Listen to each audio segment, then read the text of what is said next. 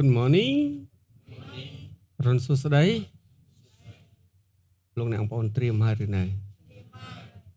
ត្រៀមដើម្បីស្ដាប់ព្រះបន្ទូលព្រះអង្គហើយនៅជឿទេថារៀងរាល់សប្តាហ៍ព្រះគម្រងទុកនៅរឿងដ៏ល្អបំផុតសម្រាប់យើងនៅក្នុងគោលការណ៍នៃព្រះគម្ពីរគឺព្រះអង្គបង្កើតយើងមកគួរកោតគួរអស្ចារ្យបាទ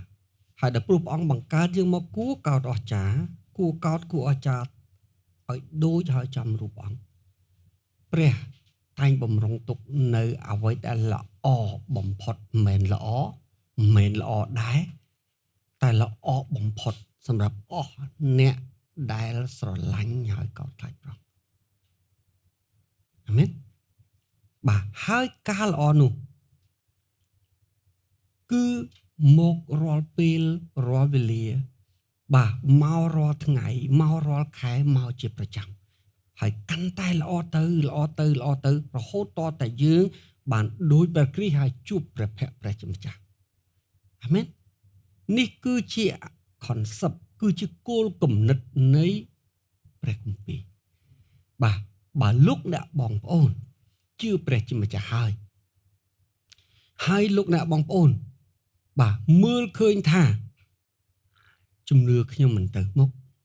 សុខភាពខ្ញុំមិនផ្លាស់ប្ដូរជីវភាពរបស់ខ្ញុំនៅដដែលជឿព្រះដូចជាមុជមិនជ្រៅទៅមិនឆ្ងាយនោះមានន័យថា you are something wrong ខុសអីម្យ៉ាងហើយបាទពីព្រោះវាមិនមែនជាគោលគំនិតនៃព្រះគម្ពីរនោះឡើយអាមែនបាទ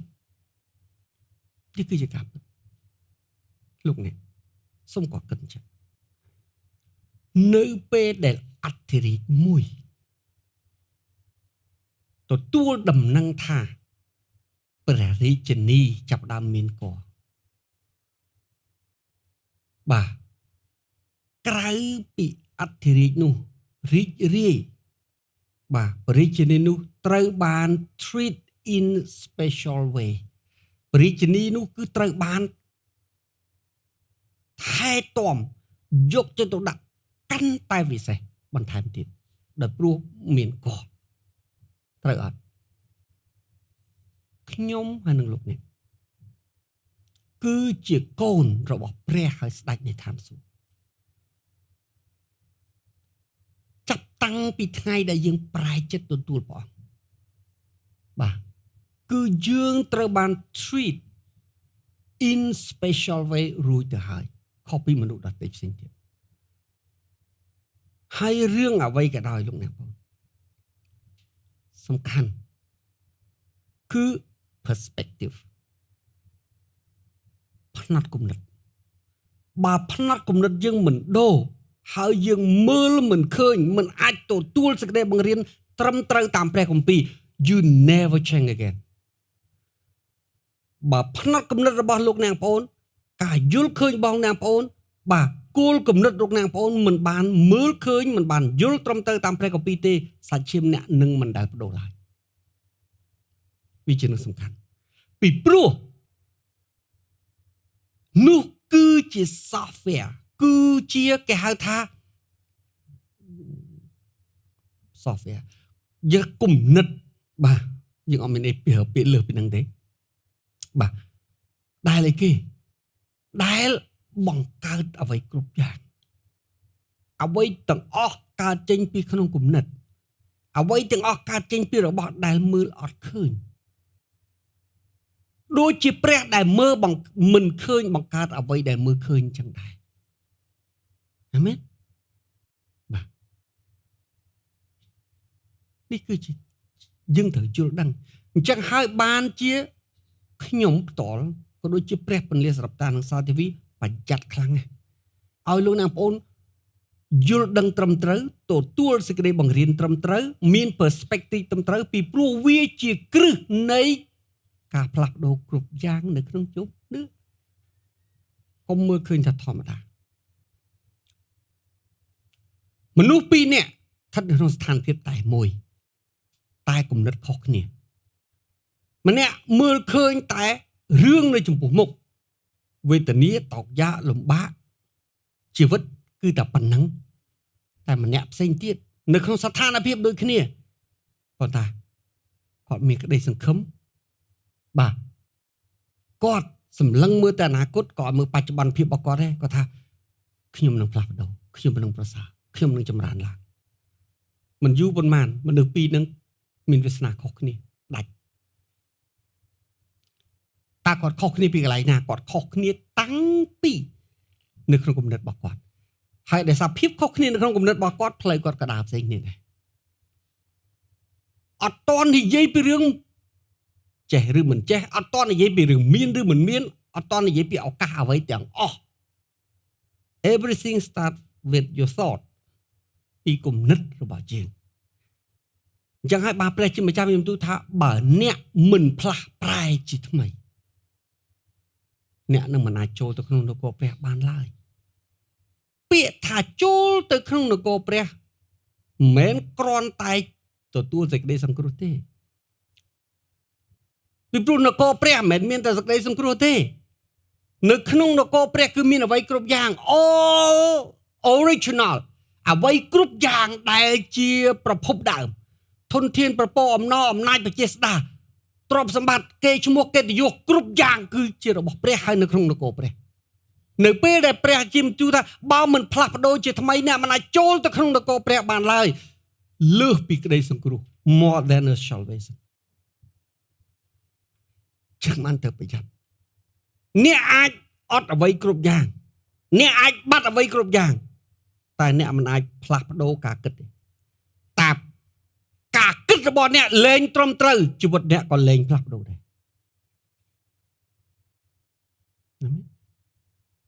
បាទត្រូវការពីអានឹងគឺជាប្រភពនៃសិទ្ធិអំណាចប្រភពនៃធនធានប្រភពនៃទ្រព្យតាបាត់អានឹងអ្វីគ្រប់យ៉ាងគឺវាអាលុំទៅតាមនឹងដូចជាផ្ទះដែលលុំគ្រឹះអញ្ចឹងទោះបីខាងលើវានៅល្អមែនមិនយូរប៉ុន្មានវា deforme វានឹងទាញគ្នាចុះឡើងបាក់អស់ហើយយើងត្រូវយល់ត្រូវហាត់ train ខ្លួនឯងបាទថ្ងៃនេះយើងនឹងរៀននៅព្រះរាជសារមួយបាទ continue to love បន្តស្រឡាញ់នៅពេលដែលយើងនិយាយពីបន្តស្រឡាញ់មានន័យថាយើងបានចាប់ផ្ដើមក្តីស្រឡាញ់យើងស្រឡាញ់រួចហើយបាទបន្តស្រឡាញ់មានន័យថាយើងត្រូវធ្វើឲ្យក្តីស្រឡាញ់ដែលយើងបានចាប់ផ្ដើមសេចក្តីស្រឡាញ់ដែលយើងមានបាទបន្តថិតថេរបាទគង់វង្សហើយប្រសើរឡើងទៅមុខទៀតអានឹងហៅថាបន្តស្រឡាញ់ងាយចាប់ផ្ដើមស្រឡាញ់អ្នកណាក៏អាចចាប់ផ្ដើមត្រូវអត់ក៏ប៉ុន្តែបន្តក្តីស្រឡាញ់មិនមែនគ្រប់គ្នាអាចធ្វើបានដើម្បីអាចធ្វើឲ្យក្តីស្រឡាញ់របស់ផងយើងអាចបន្តដំណើរទៅមុខទៀតគឺត្រូវការយន្តការមានន័យថាវិធីសាស្ត្រឬបែបបទបាទត្រឹមត្រូវ need a tools ត្រូវការសម្ភារៈបាទដើម្បីឲ្យយើងអាចបន្តដំណើរស្រួលស្ដាប់ខ្ញុំឧទាហរណ៍ភោជនីយដ្ឋានណាក៏ចំអិនម្ហូបដោយសារ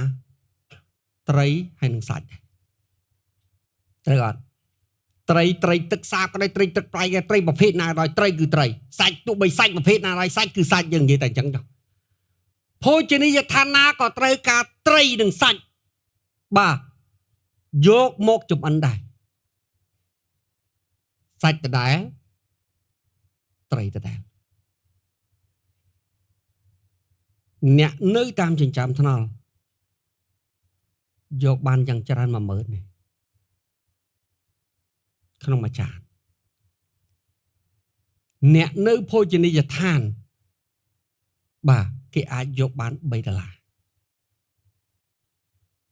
ប៉ុន្តែ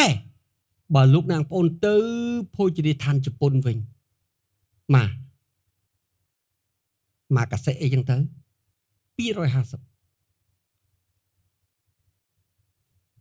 ត្រូវអត់ហេតុអីពីព្រោះកន្លែងផ្សេងគ្នាហើយវិធីចំអិនផ្សេងគ្នា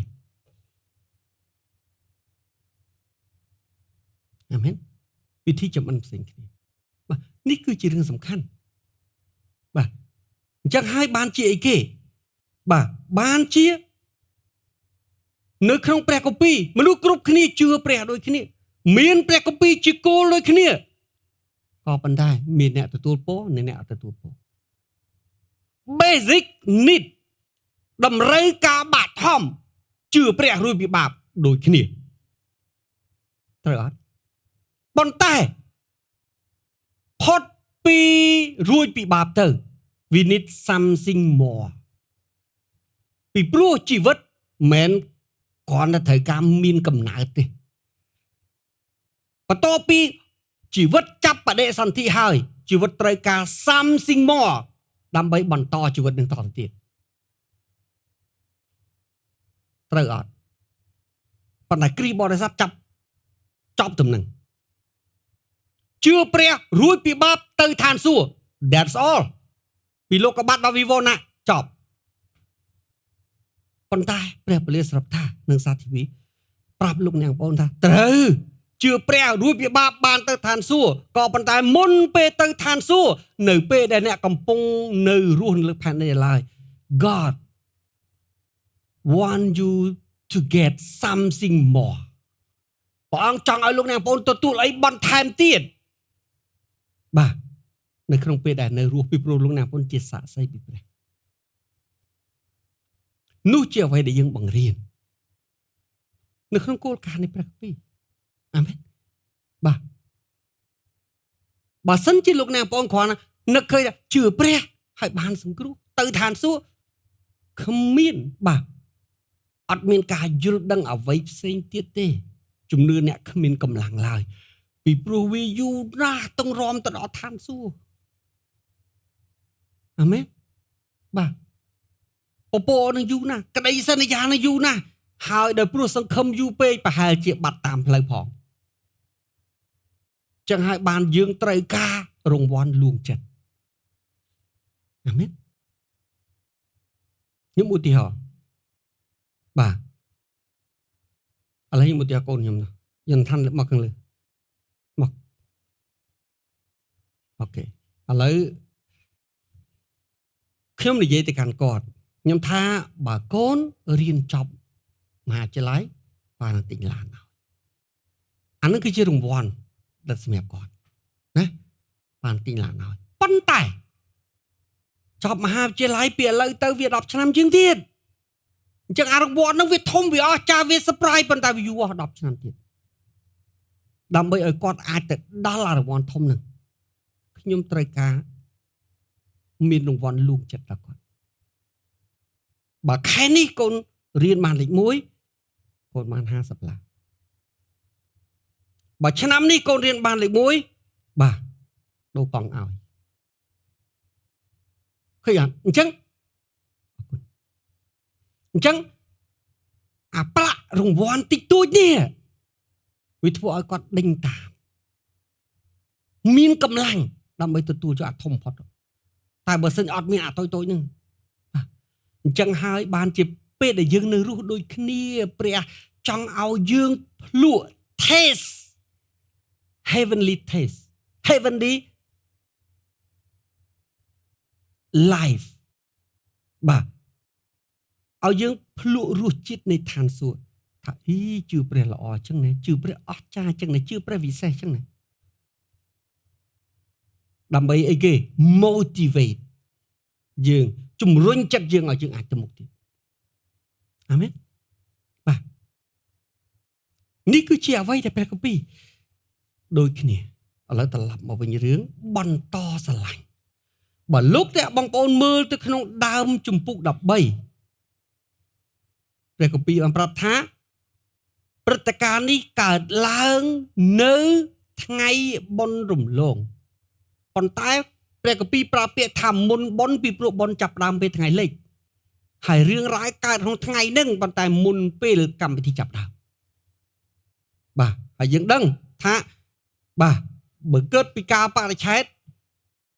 បាទគឺនៅគ្រិស្តសករាជទី32ថ្ងៃ14បាទខែ1គឺខែនិសានអាហ្នឹងបើយើងគិត prophetic time ណាបងថាម៉េចព្រះយេស៊ូវទ្រង់ជ្រាបថាពេលកំណត់ដែលទ្រង់ត្រូវចេញពីលោកីយ៍នេះទៅឯព្រះបិតាបានមកដល់ហើយចាំថាព្រះយេស៊ូវជាព្រះអញ្ចឹងព្រះអង្គដឹងគ្រប់កិច្ចការទាំងអស់បាទហើយគ្មានអ្វីដែលលាក់កំបាំងនៅចំពោះទ្រង់ទេបាទព្រះអង្គដឹងហើយថាបាទព្រះអង្គដល់ពេលវេលាដែលត្រូវសុគតដល់ពេលវេលាដែលត្រូវចាកចេញពីផែនដីនេះហើយក៏ប៉ុន្តែពួកសិស្សទ្រង់អត់តទៅនៅឡើយទេពួកសិស្សទ្រង់គេនៅបន្តរស់ពួកនៅសិស្សទ្រង់គេនៅបន្តនៅលើផែនដីគេនៅបន្តបេសកកម្មតទៅទៀតបាទអញ្ចឹងតើធ្វើយ៉ាងម៉េចដើម្បីឲ្យព្រះអង្គបង្ហាញប្រាប់គេជាភ័ស្តុតាងថាកាលដែលទ្រង់នៅផែនដីយ៉ាងម៉េចគឺទ្រង់នៅតែស្រឡាញ់យកចិត្តទុកដាក់គេអញ្ចឹងក៏បានប្រទាននៅរូបមន្តមួយថាដែលទ្រង់ស្រឡាញ់គេយ៉ាងណាពេលដែលទ្រង់នៅជាមួយគេពេលដែលបាត់វត្តមានទ្រង់នៅតែស្រឡាញ់អញ្ចឹងហើយដូច្នេះឲ្យគេស្រឡាញ់គ្នាទៅវិញទៅមកបែបដូចនេះដែរទ្រង់បានធ្វើរឿងមួយបាទហើយតាមពិតរឿងនោះមិនចម្លែកទេពីព្រោះវាជាផ្នែកនៃវប្បធម៌របស់អ៊ីស្រាអែលស្រាប់បាទដូច្នេះបាទអញ្ចឹងពាក្យដូច្នេះមានបាទគឺនិយាយជារួមសំដៅទៅដល់ចំណុចសំខាន់តែម្ដងដែលទ្រង់បានស្រឡាញ់ដល់ពួកទ្រង់នៅក្នុងលោកីយ៍នេះទ្រង់បានស្រឡាញ់មិនព្រះអង្គទៅនឹកឃើញស្រឡាញ់ថ្ងៃហ្នឹងឬចង់ស្រឡាញ់ទេមានន័យថាក្តីស្រឡាញ់ដែលទ្រង់បានប្រទានដល់គេមានយូរមកហើយចាប់តាំងពីថ្ងៃដែលព្រះអង្គផ្សាយដំណឹងល្អចាប់តាំងពីថ្ងៃដែលទ្រង់បានជ្រើសរើសគេធ្វើជាសិស្សអាមែនបាទបានស្រឡាញ់ដល់ពួកទ្រង់គឺសំដៅទៅលើសាវកទាំង12សំដៅទៅលើអស់អ្នកដែលស្រឡាញ់គោរពកោតខ្លាចព្រះជាអម្ចាស់បាទក៏សំដៅមកកាន់ខ្ញុំនិងលោកអ្នកផងដែរនោះទ្រង់ក៏ចេះតែស្រឡាញ់គេដល់រាបដល់ចុងបំផុតតើចុងបំផុតគឺជាអ្វីចុងបំផុតនេះមិនមែនឈើឆ្កាងទេចុងបំផុតនេះមិនមែនត្រឹមពយេតរហូតព្រះយេស៊ូវអស់បជនទេចុងបំផុតនេះគឺនិយាយទៅដល់ព្រឹត្តិការណ៍មួយនៅថ្ងៃដែលគេជួបព្រះអង្គសារជាថ្មីម្ដងទៀតក្នុងនាមទ្រង់ជាកូនកំឡោះគេជាកូនកំមុំនៅក្នុងវិហមង្គលកូនជាមមុនពេលចាប់ផ្ដើមលេខ 1000 ឆ្នាំគឺជាពេលដែលទ្រង់ហើយនឹងពួកហើយនឹងអស់អ្នកដែលស្រឡាញ់ព្រះអង្គលែងបែកគ្នាតទៅទៀតអានោះហៅថាចុងបំផុតអាមែនបាទអញ្ចឹងព្រះគម្ពីររៀបរាប់យ៉ាងច្បាស់ថាតើធ្វើយ៉ាងម៉េចដើម្បីឲ្យព្រះអង្គដែលស្រឡាញ់គេហើយទ្រង់នៅតែបន្តហើយក្តីស្រឡាញ់នោះនៅតែបន្ត going on តទៅទៀតអាមែនព្រះអង្គប្រាប់នៅខាងក្រោមបើលោកអ្នកបងប្អូនមើលនៅក្នុងខ1រហូតដល់ខ5ហើយ12ដល់ខ14នេះគឺជាចំណុចទី1បាទដែលជាយន្តការជាវិធីសាស្ត្របាទដែលគេដែលព្រះអង្គបង្ហាញប្រាប់សិស្សព្រះអង្គថាព្រះអង្គស្រឡាញ់គេហើយក៏ជាយន្តការមួយឬវិធីសាស្ត្រដែលព្រះដ៏ជាម្ចាស់បង្រៀនដល់អ្នកដែលស្រឡាញ់គោរពកោតខ្លាចដល់ព្រះជាម្ចាស់ដើម្បីឲ្យគេបន្តស្រឡាញ់ដល់គ្នាទៅវិញទៅមកក្នុងចំណោមពួកបរិសុទ្ធដែរអាមែនឥឡូវខ្ញុំអានពីខ1ទៅកាន់ខ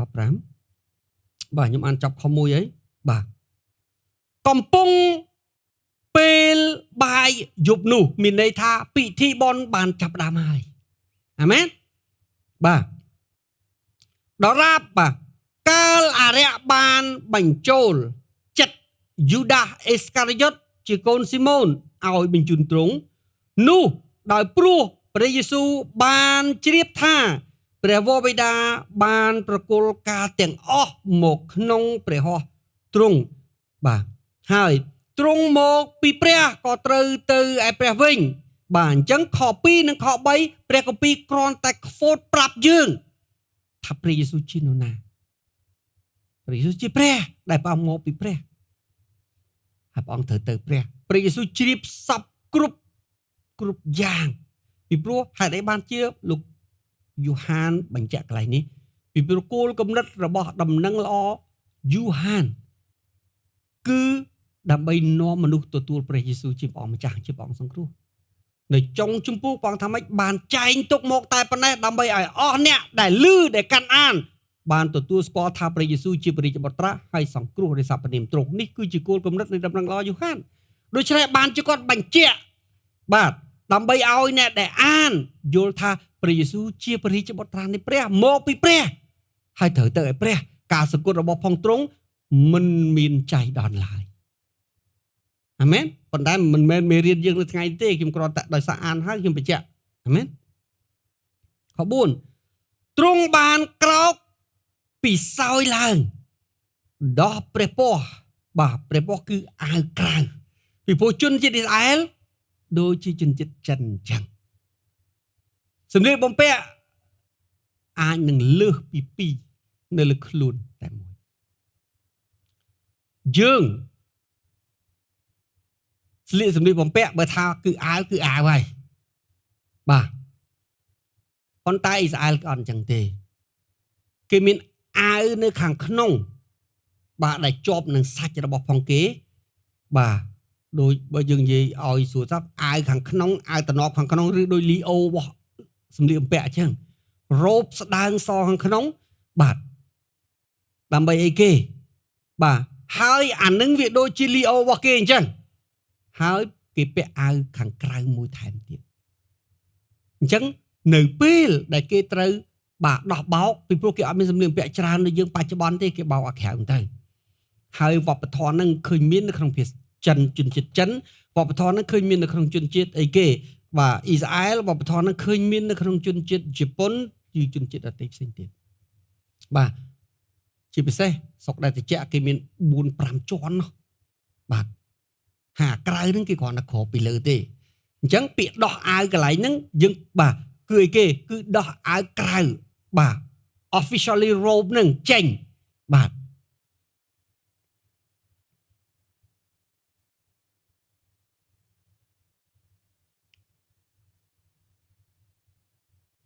ទ្រង់បានក្រោកឡើងខ4ពីព្រះស្ងោយដោយ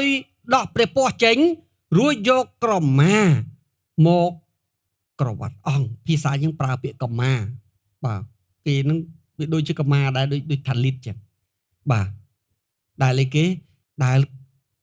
ពេលក្តៅទទួលបាទពេលយប់ដដប់បាទហើយជាមួយគ្នាបាទគេប្រើជាសម្ភារៈគ្រប់យ៉ាងបាទតមកទៀត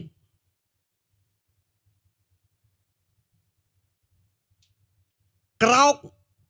រោយនោះទ្រង់ក៏ចាក់ទឹកក្នុងចានខ្លាំបាទចានខ្លាំភាសាខ្មែរប្រើពាក្យ basin បាទចាប់តាំងលាងជើងពួកសិស្សហើយយកក្រមាដែលទ្រង់ក្រវ៉ាត់នោះមកជូតបាទហើយនៅក្នុងខ12រហូតដល់ខ14កាលទ្រង់បានលាងជើងគេរួចហើយបានពាក់ព្រះពស្ត្រទ្រង់វិញ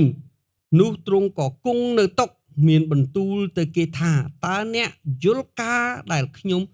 ទើបនឹងធ្វើនេះទេ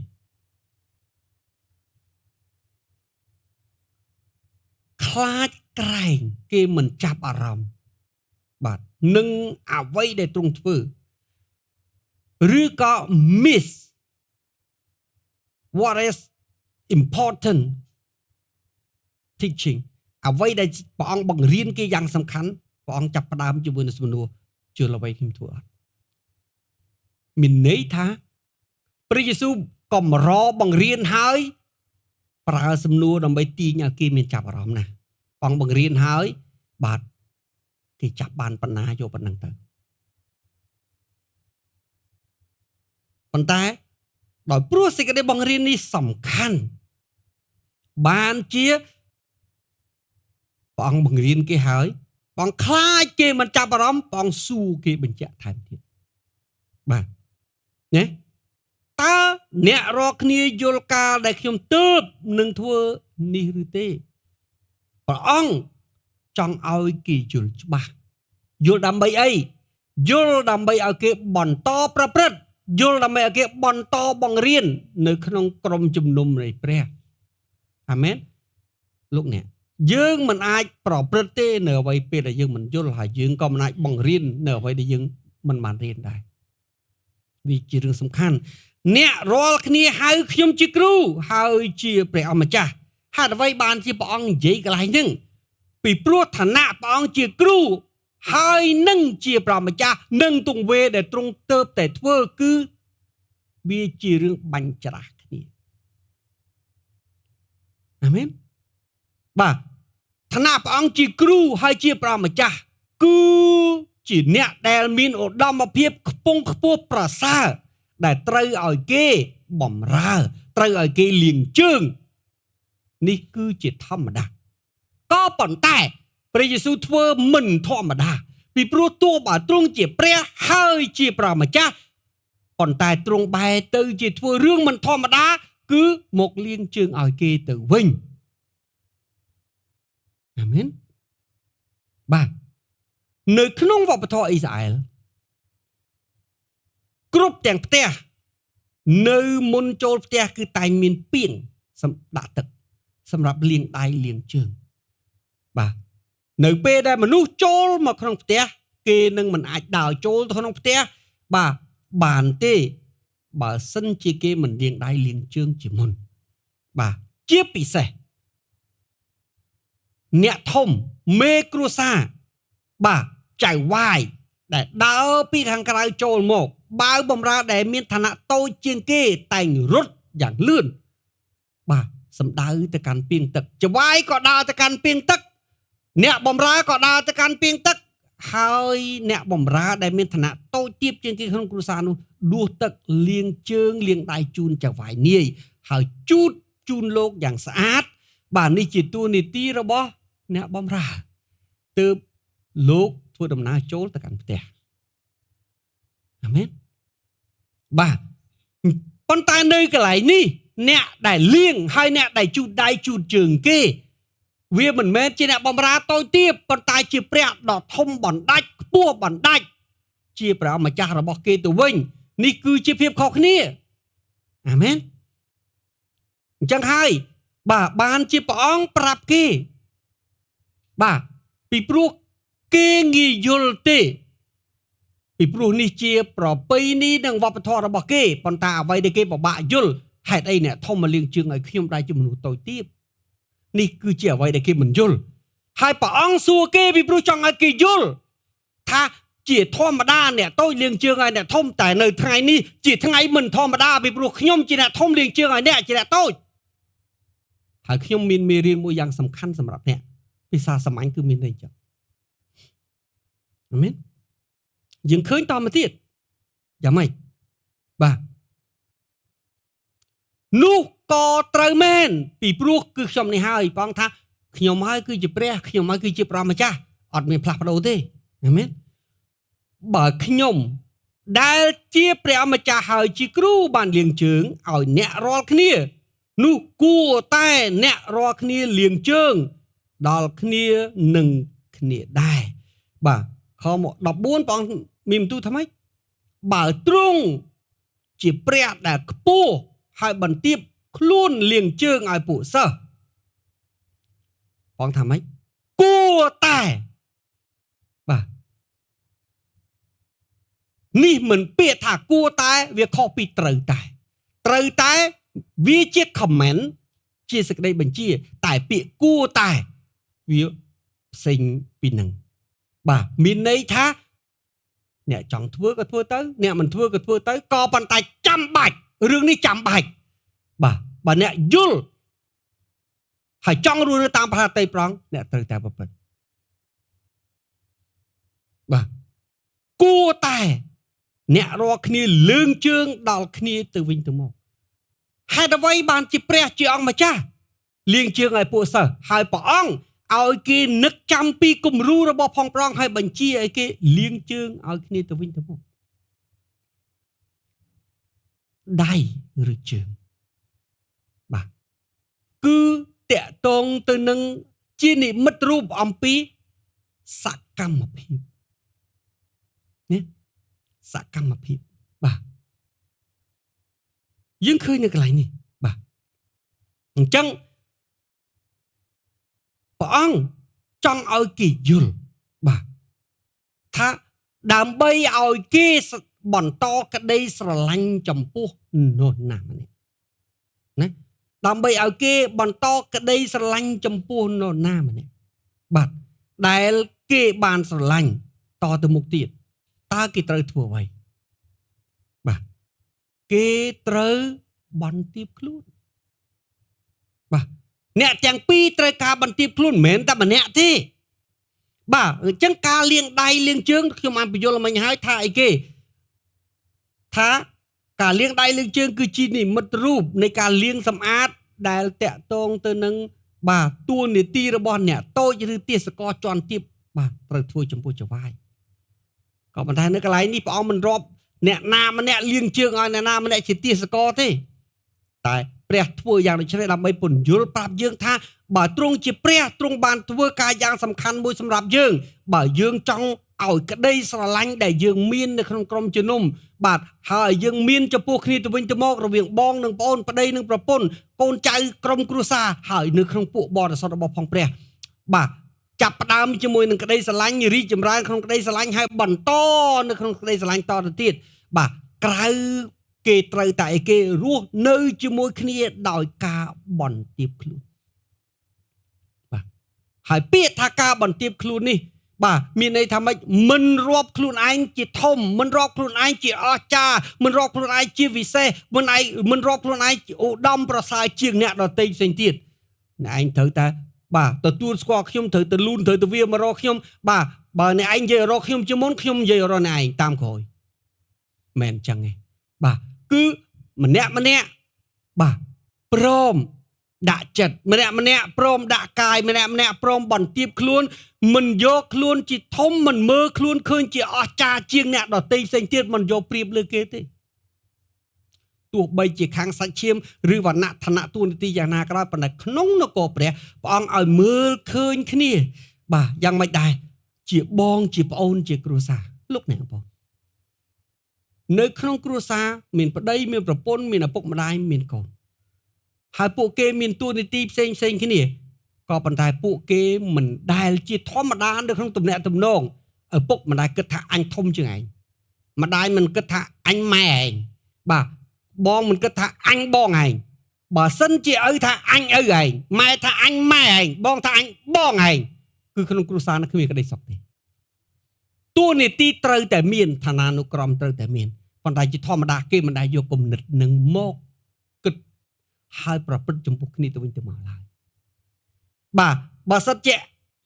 ម៉ែឯងឪឯងបងឯងឲ្យតែបាទឲ្យតែដាក់អានឹងចូលមកគឺគ្រួសារនោះដូចចានបែកអង្គើហើយក្នុងនគរព្រះដូចគ្នាមានអ្នកតូចមានអ្នកធំមានអ្នកមានអ្នកក្របាទមានអ្នកដែលមានឋានៈមានអ្នកដែលជាធម្មតាវាជារឿងធម្មតា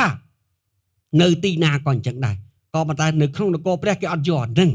បាទជាធម្មតាពេលយើងនិយាយពេលយើងទំនាក់ទំនងពេលណាដែលយើងគួរលើកដំកើងគួរគោរពឲ្យតម្លៃយើងត្រូវគោរពគ្នាតាមឋានានុក្រមប៉ុន្តែនៅក្នុងដួងចិត្តរបស់ផងយើងនៅក្នុងនគរព្រះសព្វរិហរតីឲ្យមនុស្សគ្រប់គ្នា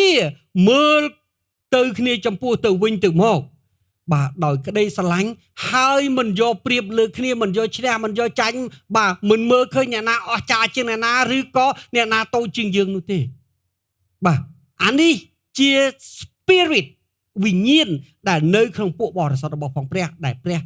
ចង់បានហើយព្រះអង្គថាការរស់នៅដែលបន្ទាបខ្លួននិយាយគ្នាដោយគោរពគ្នាដែលឲ្យតម្លៃគ្នានិយាយគ្នាដោយចោះសម្រងបាទនិយាយគ្នាដោយធម្មតាបាទនិយាយគ្នាដោយក្តីស្រឡាញ់បាទទំនាក់ទំនងបាទគ្នាដោយស្អិតល្មួតអានឹងហើយដែលព្រះចង់បានពេលដែលពួកខ្ញុំធ្វើដំណើរក្នុងអាទិត្យមុនយើងទៅបាទធម្មតាខ្ញុំត្រូវរងចាំយូរខែតទៅទៀតដោយព្រោះ ទី1បាទចប់ថ្ងៃទី50ហើយខ្ញុំចង់នៅជាមួយពួកជំនុំសម្រាប់រៀនបាទលើកទឹកចិត្តទី2គឺដោយសារ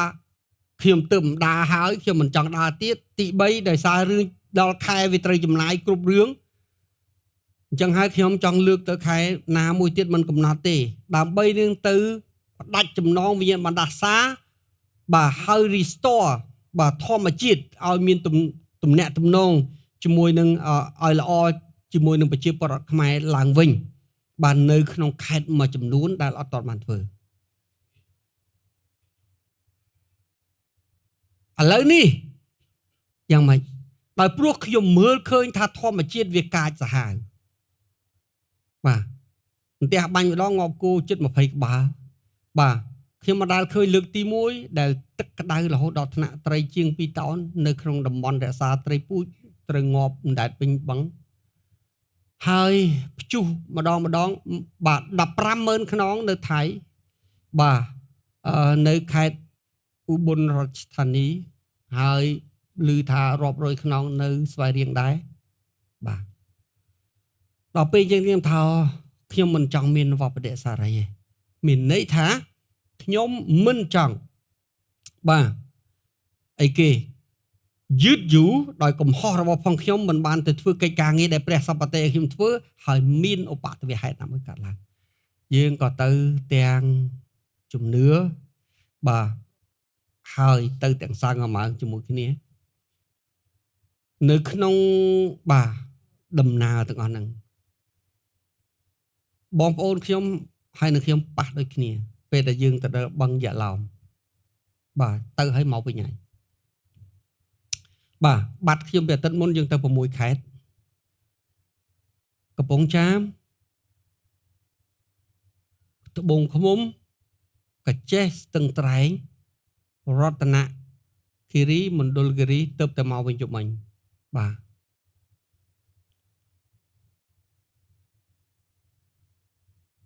ពេលដែលយើងទៅបាទបងប្អូននឹងឃើញនៅកិច្ចតាមក្រោយល្អមែនតើដែលព្រះឲ្យយើងទៅធ្វើបាទយើងទៅកដាលទលេបាទមានទាំងគោកមានទាំងទឹកឲ្យសប្បាយយ៉ាងតែអ្វីដែលខ្ញុំចង់ឲ្យលោកណាបងប្អូនចាប់អារម្មណ៍លោកណាបងប្អូននឹងមើលតាមដានលើកក្រោយតែអ្វីដែលខ្ញុំឲ្យចាប់អារម្មណ៍លើកនេះនៅពេលដែលយើងទៅសម្រាកទទួលទានអាហារថ្ងៃត្រង់នៅបឹងយ៉ាឡោមយើងឃើញនៅទីនោះជាទូទៅកម្មករដែលលក់ដូរផ្នែកម្ហូបអាហារគឺសុទ្ធតែជាជនជាតិភ្នងគេហៅភូនងបាទក៏ប៉ុន្តែយើងឃើញពាក្យសម្ដីរបស់ផងគេប្រូតូកូលរាក់ទាក់ចៅរៅសភាពរៀបសារញឹមញែមអត់ធ្មត់បាទរហូតដល់យើងអ្នកទីក្រុងយើងអ្នកកាភូឡៃបាទអ្នកដែលគួរសមម្នាក់ដែរមើលទៅឃើញស្ងើចគេឲ្យតម្លៃគេបាទថាអូពួកនេះរាក់ទាក់ចៅរៅល្អយើងរំភើបបាទ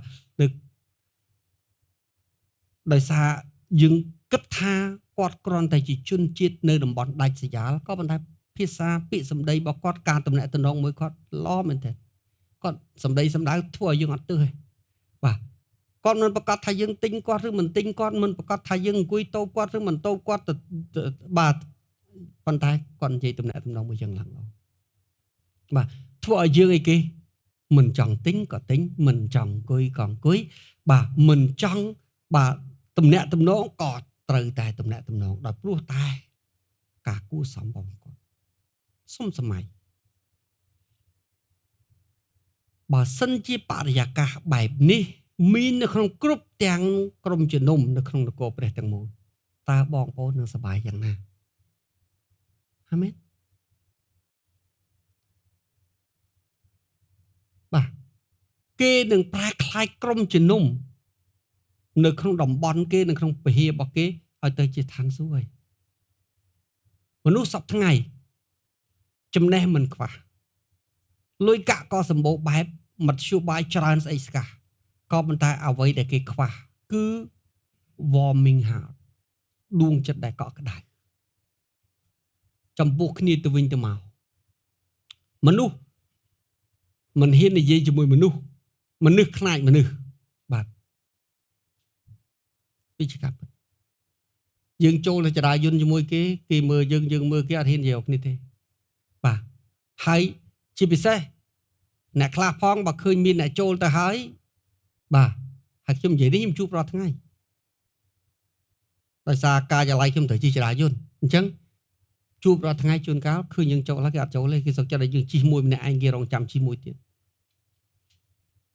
តែព្រោះចដាវាមានច្រើនពីពួកអីគេអត់ feel comfortable ជាមួយមនុស្សផ្សេងទៀតទេអានេះគឺមានន័យថាមនុស្សបាត់ភាពកក់ក្ដៅពីមនុស្សដោយព្រោះតែមនុស្សវាមានរឿងជាច្រើនដែលធ្វើឲ្យគេខ្លាចសង្គមអញ្ចឹងលោកអ្នកសុំសម័យបើសិនជា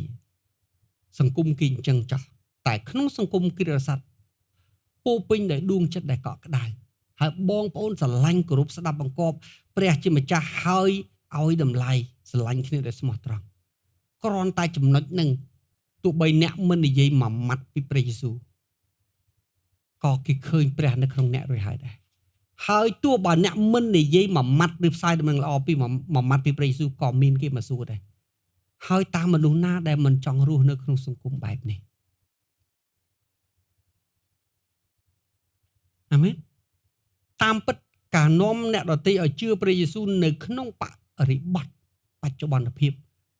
មិនពិបាកទេបាទមិនពិបាកទេបាទបើសិនជាយើងរស់នៅត្រឹមត្រូវតាមព្រះបន្ទូលរបស់ព្រះមិនបាច់សំបីតែនិយាយពីព្រះអង្គក៏គេមហោព្រះដែរពីព្រោះអ្វីដែលយើងមានគេកំពុងតែបាត់បង់គេកំពុងតែខ្វះខាតបាទដូច្នេះគេនឹងមករកវាជាគុណតម្លៃរបស់យើងក៏ប៉ុន្តែគួរឲ្យស្ដាយអាគេបាត់បង់យើងក៏អត់មានដែរចឹងវាអត់ទាំងអស់គ្នាអ្នកណាជួយអ្នកណាឡើយពាក្យសម្ដីអត់ប្រយោជន៍ទេណានេះគឺជាការពេលដែលខ្ញុំទៅដល់កោះហានបាទយើងទៅរកកន្លែងគេងដល់ចុះដល់ឡើងអស់កន្លែងគេងឯងពីព្រោះវាទៅដល់ចិត្តឡាវទៅហើយចេញផុតពីខេត្តបាទយើងចង់គេងចង់សង្កេតមើលកន្លែងហ្នឹងហើយជាមួយគ្នាមកកន្លែងគេអត់ទទួលពីកន្លែងមិនស័ក្តិសម3កន្លែងយើងមើលទៅយើងអត់ចូលចិត្តចឡើងទៅបានកន្លែងមួយពេញចិត្តហើយគេថាអត់ទេបងខ្ញុំបិទមួយអាទិត្យហើយអត់ទទួលភ្ញៀវទេអត់ឲ្យណាគេងចឡើងនិយាយគ្នាតំណាក់តំណងបាទក៏កលេចឃើញឈើឆ្កាងបំបោះមួយគេបត់ឲ្យព្យួរនឹងតសកដាខ្ញុំសួរមិនបានព្យួរឈើឆ្កាងគេថាខ្ញុំគ្រីបោះសัตว์បាទដោយសារតែគ្រីបោះសัตว์ហ្នឹងបាទគេសុកចិត្តផ្ទះគេកំពុងតែជួសជុលគេយល់ព្រមទទួលយើងបាទល្អបំផុតទាំងអាហារទាំងកន្លែងស្នាក់នៅក៏ប៉ុន្តែបែរទៅជាថោកបំផុតទាំងញ៉ាំទាំងគេងដេកលើគេបាទញ៉ាំលើគេមកជប់អត់ទៅ60រាហើយយើងអធិដ្ឋានឲ្យពួកគេបាទទៅមកកន្លែងទៀតមកដល់មណ្ឌលគិរីយើងអត់ស្គាល់ម្ចាស់គេទេរហូតដល់ឥឡូវគឺយើងអត់ស្គាល់ដែរប៉ុន្តែមានកន្លែងមួយទៀតបាទតែគេដាក់ថា Solomon Hill បាទហើយយើងក៏ទៅគេងនៅកន្លែងនោះទោះបីជាយើងអត់ទាន់ជួបម្ចាស់គេយើងមិនដឹងថាអ្នកគេជាណាគ្រាន់តែយើងដឹងគ្រាន់តែឮឈ្មោះនេះយើងមានអារម្មណ៍ថាដល់ផ្ទះខ្ញុំហើយបាទពីព្រោះអីគេខ្ញុំគិតថាអ្នកនឹងជាបងប្អូនរបស់ខ្ញុំហើយយើងស្នាក់នៅដែលសុខសាន្តបាទលោកនេះព្រះមានបន្ទូលថាយើងតំណាងរបស់ព្រះអង្គយើងជាបង្អួចនៃឋានសួគ៌អ្វីដែលទ្រង់សពប្រតិចង់ឲ្យយើងរស់នៅគឺបង្ហាញប្រាប់ពីនគរព្រះនៅក្នុងយើងផ្ដល់ឲ្យគេនៅព័ត៌មានពីឋានសួគ៌ដើម្បីឲ្យគេចូលមកសួរនាំឲ្យឆ្លងកាត់តាមរយៈជីវិតរបស់យើងបាទហើយរឿងនោះតាមពិតមិនពិបាកទេបាទឲ្យតែពួកបរិសុទ្ធប្រកាន់គោលការណ៍នៅក្នុងសេចក្តីជំនឿហើយរស់នៅជាមួយគ្នាដោយភាពកក់ក្ដៅបាទជាមួយនឹងក្តីស្រឡាញ់ដោយបន្ទាបខ្លួនមនុស្សដទៃរត់មករកឯងពីព្រោះហេតុអីគេកំពុងតែខ្វះប៉ុន្តែបាទហើយនេះតាមពិតវាជាវិធីសាស្ត្រធម្មតារបស់អ្នកជំនួញត្រូវឱកាសមែនទេបាទកាលណាយើងចង់ទៅធ្វើជំនួញឲ្យមួយយើង survey ទាំងអស់នៅក្នុងតំបន់កន្លែងគេហ្នឹងតើគេខ្វះអីបាទហើយយើងទៅធ្វើបំពេញអានឹងឯងបាទទើបយើងអាចធ្វើជំនួញបានបាទគឺជាការពិតបាទ ការនាំមនុស្សទៅឋានសួគ៌វាក៏ជាផ្នែកមួយនៃជំនួញដែរជាការជួញដូរព្រលឹងមនុស្សមានបាបដើម្បីឲ្យទៅឋានសួគ៌បាទអញ្ចឹងយើងត្រូវបង្កើតប្រាប់គេថាខ្ញុំមាន special product ខ្ញុំមានផលិតផលគុណភាពខ្ពស់ពិសេសដែលគ្មានអ្នកដទៃមានបាទដែលអ្នកត្រូវតែមកដើម្បីនឹងទិញនោះគឺជាព្រះបន្ទូលរបស់ព្រះគឺជានគរព្រះជាម្ចាស់បាទយើងនិយាយអញ្ចឹងយើងប្រាប់គេអញ្ចឹងក៏ប៉ុន្តែធៀបពិតខ្លួនយើងអត់មានអ្វីពិសេសទេពីព្រោះភាសាយើងអត្តចរិតរបស់យើងការរស់នៅរបស់យើងសេមអាមែននឹងហើយដែលនៅថ្ងៃចុងបញ្ចប់បើយើងមិនផ្លាស់ប្ដូរទេចំណុចទាំងអស់ថ្ងៃដែលយើងត្រូវជាប់ការកាត់ទោសពីព្រះបាទជាងអ្នកផ្សាយដំណឹងល្អអ្នកលក់គេនៃដំណឹងល្អឲ្យព្រះខ្មាស់គេដោយសារយើងតាមរយៈទង្វើនិងការប្រព្រឹត្តរបស់យើងព្រះអង្គម្ចាស់មានបន្ទូលថាបាទអ្វីដែលព្រះអង្គសពតិបាទគឺឲ្យយើងបន្តក្តីស្រឡាញ់នៅក្នុងពួកបរិសុទ្ធបាទជាធម្មតាប្រធានបទនៃក្តីស្រឡាញ់គឺពេញនិយមនៅក្នុងនគរព្រះចាប់តាំងពីថ្ងៃយើងឮដំណឹងល្អរហូតដល់អស់មួយជីវិតរបស់យើងក៏ប៉ុន្តែក្តីស្រឡាញ់ពិតប្រាកដប្រហែលជាអត់មានទេមានតែប្រធានបទសម្រាប់អธิบายប៉ុណ្ណោះអានេះហើយដែលគ្រីស្ទបរិស័ទភាគច្រើនគេហៅគ្រីស្ទបរិស័ទសេះហោះប៉ម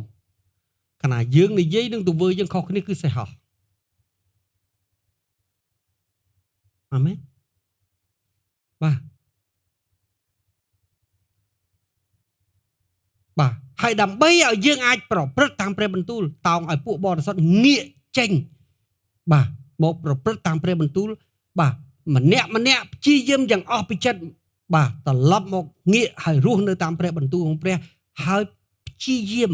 នៅក្នុងការប្រព្រឹត្តតាមព្រះបន្ទូលព្រះអង្គទើបយើងអាចបង្កើតសហគមន៍មួយដែលពេញដោយភាពកក់ក្ដៅបានយើងសម័យនេះលេះរាប់មិនអស់បាទក៏ប៉ុន្តែបើយើងមើលទៅ 2000 ឆ្នាំមុនពួកគេឧបសគ្គរាប់ពាន់ដងលើយើងមិនថាសុខភាពធនធានទ្រព្យសម្បត្តិចំណេះចេះដឹងមិនថាមធ្យោបាយអីក៏គេអត់មានដែរក៏ប៉ុន្តែគេអាចប្រព្រឹត្តតាមព្រះបន្ទូលព្រះអង្គបានច្រើនដងលើយើងឯយើងមានអ្វីគ្រប់យ៉ាងបាទប៉ុន្តែទៅពេលដែលយើងឮសេចក្តីអធិប្បាយនៅពេលដែលព្រះវិញ្ញាណដាស់តឿនខ្ញុំមិនចង់ស្រឡាញ់ទេព្រោះនេះអូយើងរកហេតុផលដើម្បីបញ្យល់ព្រះវិញខ្លាចព្រះអង្គអត់យល់អាមែនអ្នកនិយាយអីក៏បានដែរតិចទៀតខ្ញុំនឹងប្រាប់នៅពេលដែលបាទចូលដល់ចំណុចសំខាន់ទី2ប៉ុន្តែកន្លែងនេះបងចង់ប្រាប់ថាម៉េចដើម្បីឲ្យយើងស្រឡាញ់នរណាម្នាក់ហើយឲ្យក្តីស្រឡាញ់យើងបន្តទៅជារៀងរហូតអត់ប្រែប្រួលអត់ស្រកចុះបាទវិធីដែលសាមញ្ញបាទហើយត្រូវតែមានជាចាំបាច់គឺការបន្ទាបខ្លួនបាទមិនមើលទោះបីជាខ្លួនខ្ពស់ជាងឧត្តមជាងវិសេសជាងអស្ចារ្យជាងក៏ប៉ុន្តែមិនមើលខ្លួនថាវិសេសលើសគេបាទហើយមិនត្រឹមតែប៉ុណ្ណេះយល់ព្រមសព្វយ៉ាងដើម្បីអីគេដើម្បីរត់រម្នាក់ទៀតបាទនៅក្នុងព្រះគម្ពីរហ្វីលីបជំពូក2ខ3ទៅកាន់ខ4បងថាម៉េចកុំឲ្យធ្វើអីដែលទាស់ទែងគ្នាឬដែលអួតបាទឬស្វែងរកប្រយោជន៍តខ្លួនឡើយចូលឲ្យរាប់អានគេលើសជាងខ្លួនបាទវិធីនេះឯងដែលគេដែលធ្វើឲ្យមានក្តីស្រឡាញ់ម៉ាថាយជំពូក23ខ12បងថាម៉េចបាទអ្នកណាដែលដំកើងខ្លួនអ្នកនឹងត្រូវបន្ទាបដែរយើងយល់ច្រឡំបាទពីព្រោះតែយើងអីគេរឿងដែលព្រះបរិញ្ញាអត់ជ្រាបចូលក្នុងគំនិតយើងតែលោកីបរិញ្ញាបាទយើងជ្រាបចូលក្នុងគំនិតយើងយល់ថាបាទខ្ញុំជាឪពុកខ្ញុំជាម្ដាយខ្ញុំជាមេខ្ញុំជាអ្នកធំខ្ញុំបាទគេត្រូវខ្ញុំត្រូវតែធ្វើខែងរែងបើមិនចឹងគេមិនគោរពឲ្យតម្លៃព្រះជាម្ចាស់បរិញ្ញាខុសពីហ្នឹងបងថានៅពេលដែលអ្នកកាន់តែធម្មតាហើយសាមញ្ញបាទគេកាន់តែគោរពឲ្យតម្លៃអ្នកចឹងហើយបានជាក្នុងព្រះគម្ពីរម៉ាថាយនិយាយថាម៉េច បាទម៉ាថាយ23:12បាទអ្នកលើកដំកើងខ្លួននឹងត្រូវបន្ទាបទៅយ៉ាកុបជំពូក4ខ10ព្រះគម្ពីរប្រាប់ថាម៉េចចូលបន្ទាបខ្លួននោះព្រះនឹងដំកើងអ្នកឡើងព្រះយេស៊ូវក៏បង្រៀនចឹងប្អូនព្រះយេស៊ូវក៏បង្រៀនចឹងពួកសាវកក៏បង្រៀនចឹងពេត្រុសជំពូក1ខ5ខ6ខ7ចូលបន្ទាបខ្លួនបាទដើម្បីឲ្យព្រះបានដំកើងអ្នកនៅពេលកំណត់អាមែននេះគឺជាការពិតបាទអញ្ចឹងបាទដើម្បីឲ្យយើងអាចបន្តក្តីស្រឡាញ់មិនថារវាងឪពុកម្ដាយនិងកូនប្តីនិងប្រពន្ធរវាងបងនិងប្អូនបាទនៅក្នុងកិច្ចការងារជាអ្នកបម្រើព្រះជាម្ចាស់ឬក្នុងសហគមន៍គ្រីស្ទបរិស័ទទេចងចាំបាទក្តីស្រឡាញ់មិនអាចបន្តទៅមុខបានដោយយើងអួតខែងរែងចង់ធំជាងអ្នកដទៃចង់អស្ចារ្យជាងអ្នកដទៃចង់វិសេសជាងអ្នកដទៃអ្នកឯងត្រូវតែក្រាបត្រូវតែលូនមិនអាចទៅរួចទេតែបើយើងយ៉ាងម៉េចដែរជាពិសេសអ្នកដែលធំអ្នកដែលឧត្តមអ្នកដែលខ្ពស់អ្នកធ្វើជាប្តីរបស់ផងគេបាទ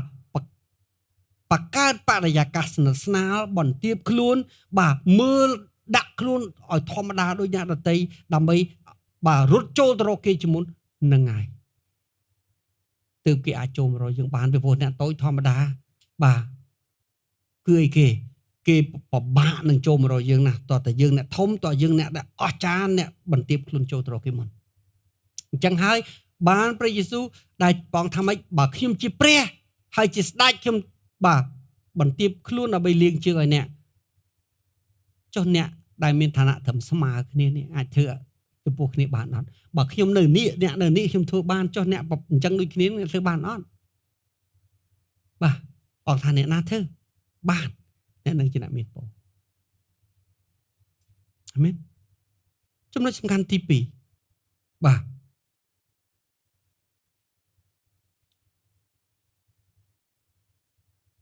ទំនាក់ទំនងរវាងយើងជាមួយអ្នកដទៃផ្សេងទៀតវាស្ថិតនៅលើទំនាក់ទំនងរវាងយើងជាមួយនឹងព្រះការប្រស្រ័យតាក់ទងដែលត្រឹមត្រូវហើយល្អរវាងយើងជាមួយនឹងបងប្អូនយើងប្រសើរនៅពេលដែលការទំនាក់ទំនងជាមួយរវាងយើងនិងព្រះប្រសើរការទំនាក់ទំនងរវាងយើងជាមួយនឹងបងប្អូនយើងស្អាតបរិសុទ្ធគឺវាអាស្រ័យទៅលើការទំនាក់ទំនងរវាងយើងជាមួយព្រះស្អាតបរិសុទ្ធព្រោះគ្រប់យ៉ាងវាមកពីអញ្ចឹងពីព្រោះព្រះជាម្ចាស់មានបន្ទូលថាម៉េចបើព្រះបាទយ៉ាងម៉េចបើព្រះអង្គជាព្រះអង្គជាស្ដេចយ៉ាងម៉េចយើងមិនអាចរស់នៅដោយចិត្តស្អាតល្អបរិសុទ្ធបានតើធ្វើម៉េចឲ្យយើងមានចិត្តល្អបរិសុទ្ធចំពោះអ្នកដទៃផ្សេងទៀតយើងឃើញបាទកន្លែងនេះយ៉ាងម៉េចបាទការលាងសម្អាតដៃនិងជើងគឺជា symbolic ដែលតាក់ទងទៅនឹងសកម្មភាពប្រចាំថ្ងៃមានកាយមានវាចាអត់តាក់ទងចិត្តទេពីព្រោះអានឹងគឺវា reflection វាតំណាងឲ្យចិត្តនៅខាងក្នុងបាទអញ្ចឹងហើយបានជាអីគេបានជានៅក្នុងវប្បធម៌អ៊ីស្រាអែលតាមពិតរឿងលាងដៃលាងជើងនឹងវាចេញពីដំណាក់របស់ព្រះទេដំបូងវាចេញពីណាដំបូងគឺវាចេញពីក្នុង Tabernacle of Moses នៅពេលដែលព្រះជាអម្ចាស់បានចាប់ផ្ដើមឲ្យម៉ូសេឡើងទៅលើកំពូលភ្នំបាទហើយទទួលក្រឹតវិន័យព្រមទាំងចម្លងរោងបោសុតពីឋានសួគ៌យកមកសង់បាទដាក់នៅកណ្ដាលប្រជារាស្ត្ររបស់ផងប្រងដើម្បីឲ្យមានវត្តមានរបស់ព្រះគង់នៅបាទមើលថែរក្សាគេនៅក្នុងនោះមានមួយឈ្មោះអីគេបាទចានខ្លាំគឺជាចានទឹកដ៏ធំមួយបាទដែលដាក់នៅចន្លោះរោងបោសុតព្រមទាំងអាសនៈដង្វាយដុតបាទដែលចានគេហៅបាទដែលយើងហៅអីគេបាទចានខ្លាំដែលដាក់ទឹកនោះឯងដែលក្រោយមកនៅក្នុងព្រះគម្ពីរបាទនៅក្នុងព្រះបាទសាឡូមោនបាទនៅក្នុងពងសាវតារក្សត្រខ្សែទី1ចំពោះ7និយាយអំពីសមុទ្រកែវនោះបាទគឺអីគេគឺជាទឹកមួយដែលប្រើប្រាស់នៅក្នុងទីបរិសុទ្ធបាទនៅក្នុងរឿងជាច្រើនបាទក្នុងនោះមានការលាងដៃជើងរបស់សង្ឃអញ្ចឹងមុនពេលដែលសង្ឃចូលទៅក្នុងរោងឧបោសថពីព្រោះ ដំណាក់របស់ផងមាន3ជាន់ជាន់ទី1ទីលានខាងក្រៅយ៉ាងហៅ courtyard ទីលានខាងក្រៅមានតែវត្ថុ2ទេគឺអាសនៈដង្វាយដុតហើយនឹងចានទឹកហ្នឹងឯងផុតពីហ្នឹងអត់មានអីទេបានដើរចូលទៅផុតពីហ្នឹងទៅចូលដល់តួអាគារមានបន្ទប់តែ2ទេបន្ទប់បរិសុទ្ធនិងបន្ទប់បរិសុទ្ធបំផុតបន្ទប់បរិសុទ្ធមានវត្ថុ3ជើងចង្គៀងនំប៉័ងតាំងតុកអាសនៈដង្វាយដុតអាសនៈគ្រឿងក្អូបហើយនៅក្នុងបន្ទប់បរិសុទ្ធបំផុតមានតែរបស់មួយគត់គឺ Ark of Covenant បាទហើយជាធម្មតាប្រជារាស្ត្រអ៊ីស្រាអែលទាំង12ពូជអម្បូរគេទៅបានតែouter court ទេទីលានខាងក្រៅប៉ុណ្ណោះប៉ុន្តែពូជលេវីបាទអាចចូលទៅជាន់ទី2បានមានតែអេរ៉ុនទេដែលអាចចូលដល់ជាន់ទី3គឺគ្រួសារសម្ដេចសង្ឃបាទតែមិនមែនទាំងអស់ទេតតែក្នុងពូជអេរ៉ុនណាមួយដែលត្រូវបានជ្រើសធ្វើសម្ដេចសង្ឃមួយឆ្នាំម្ដងទើបអាចចូលទៅទីបន្ទប់បរិសុទ្ធបំផុតប៉ុន្តែសង្ឃជាទូទៅក្រៅពីគ្រួសារអេរ៉ុនបាទគឺបាទគេមានវេនរបស់ផងគេដែលអាចចូលទៅក្នុងទីបរិសុទ្ធបាទដើម្បីថែជើងចង្គៀងបាទហើយឯគេដាក់នំប៉័ងតាំងតុកបាទប៉ុន្តែមុនពេលគេចូលទៅកាន់ទីបរិសុទ្ធនោះបាទមុនពេលដែលគេចូលទៅកាន់ទីបរិសុទ្ធនោះគឺអីគេបាទពួកគេ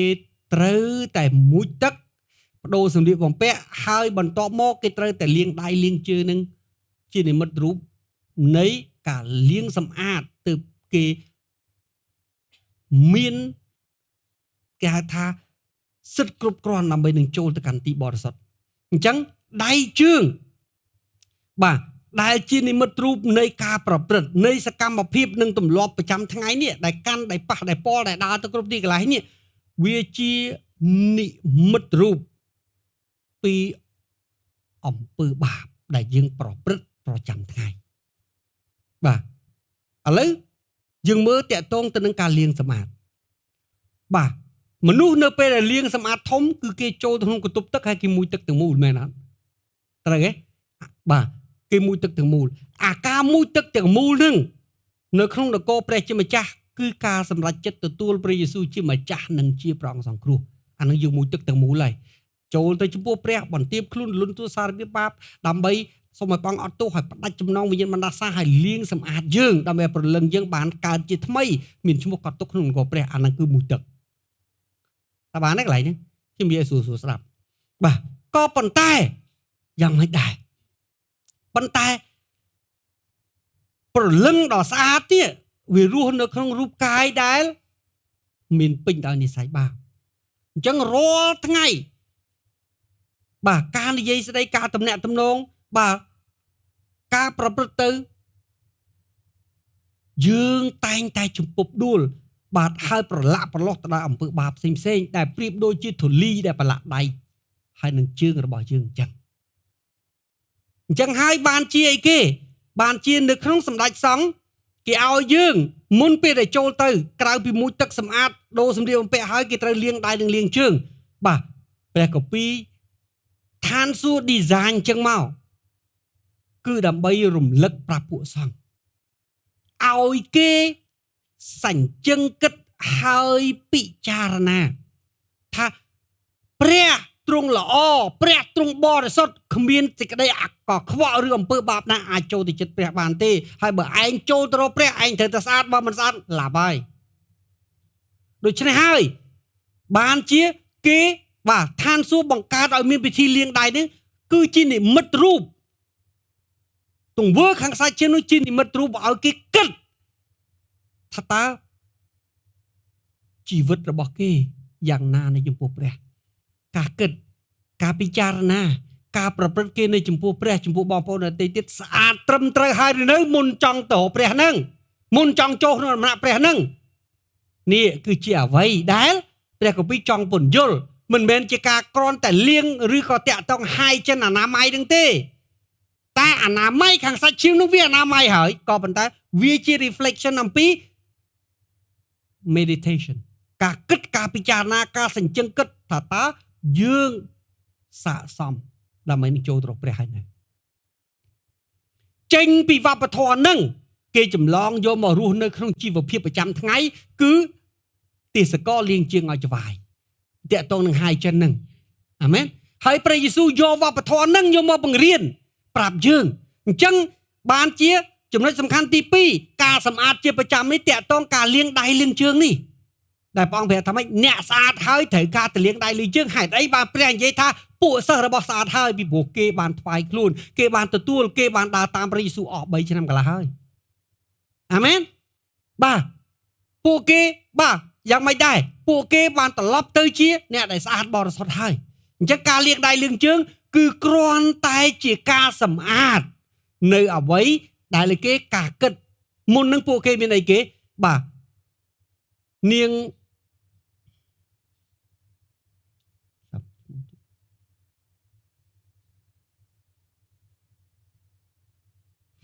ម្ដាយរបស់ផងលោកយ៉ាកុបហើយនិងយូហានបាទ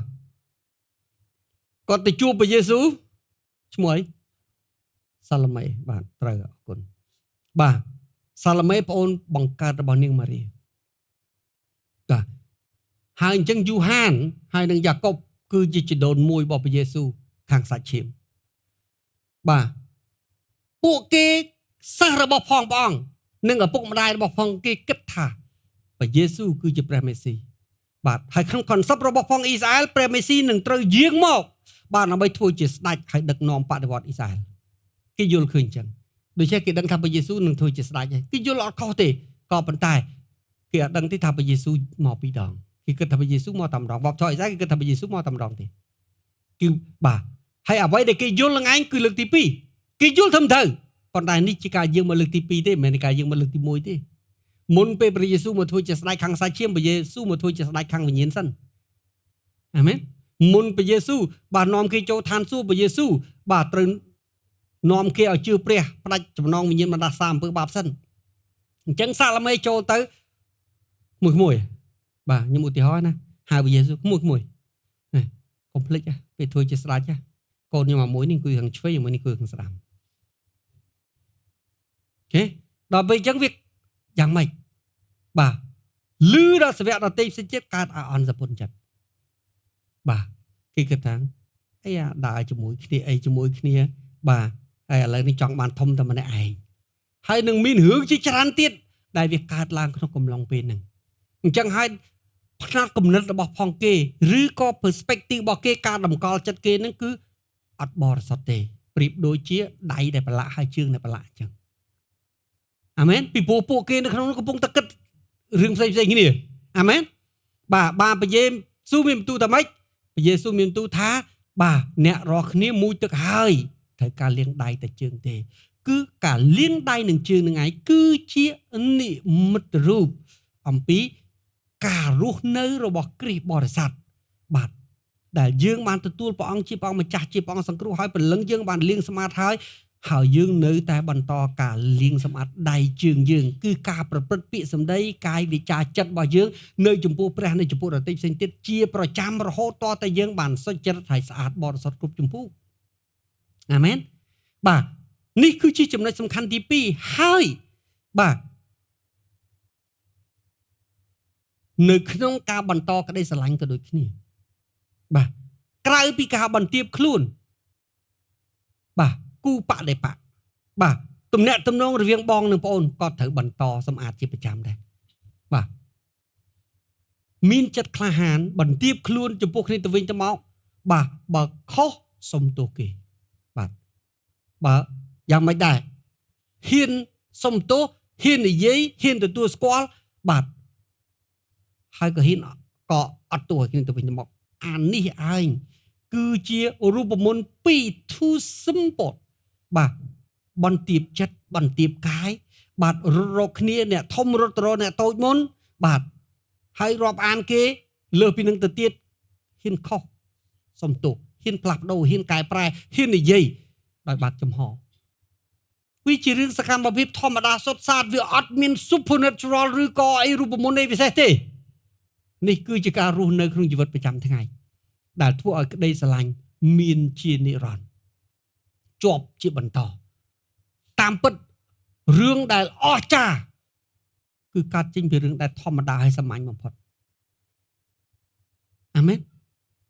តែយើងយល់ខុសថារឿងដែលអស្ចារ្យតើតែរឿងនឹងអាកំបាំងតើតែគេមិនយល់បាទតើតែរឿងនឹងពិសេសបានអស្ចារ្យខុសហើយរឿងដែលអស្ចារ្យគឺជារឿងធម្មតាបំផុតបាទសាមញ្ញបំផុតដែលអ្នកដទៃតែងមើលរំលងនេះគឺជាអ្វីដែលព្រះជាម្ចាស់ចង់និយាយបាទអញ្ចឹងនៅកន្លែងនេះព្រះអង្គប្រាប់ថាម៉េចព្រះអង្គបង្ហាញព្រះអង្គធ្វើបង្ហាញទៅកាន់ពួកសិស្សព្រះអង្គថាដែលព្រះអង្គយកចិត្តទុកដាក់ព្រះអង្គស្រឡាញ់គេជាយ៉ាងណាបាទនៅពេលដែលព្រះអង្គនៅថែរក្សាគេ3ឆ្នាំកន្លះជាមួយគេនឹងក្តីស្រឡាញ់នឹងឥត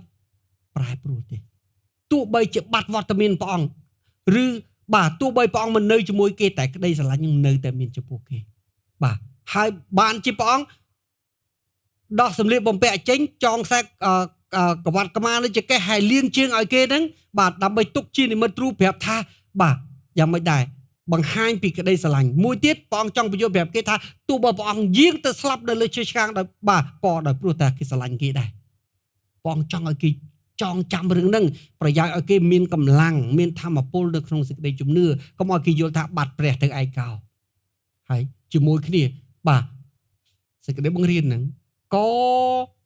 ជារូបមន្តបាទដែលព្រះអង្គមានបន្ទូលថាម៉េចបាទបើអ្នករាល់គ្នាស្រឡាញ់អ្នកណាម្នាក់ហើយចង់ឲ្យក្តីស្រឡាញ់អ្នកនៅបន្តទៀតសូមឲ្យធ្វើដូចគ្នាដដែលបាទបន្ទាបខ្លួនចំពោះគ្នាទៅវិញទៅមកខុសហ៊ាននិយាយសុំទោសបាទខុសហ៊ាននិយាយថាខុសបាទការពិតនេះគឺជាអ្វីដែលព្រះគម្ពីរបានសម្ដែងលោកអ្នកបងបាទហើយនេះឯងក៏ជាអ្វីដែលគ្រីស្ទបរិស័ទត្រូវប្រព្រឹត្តផងដែរយើងឃើញនៅក្នុងបាទ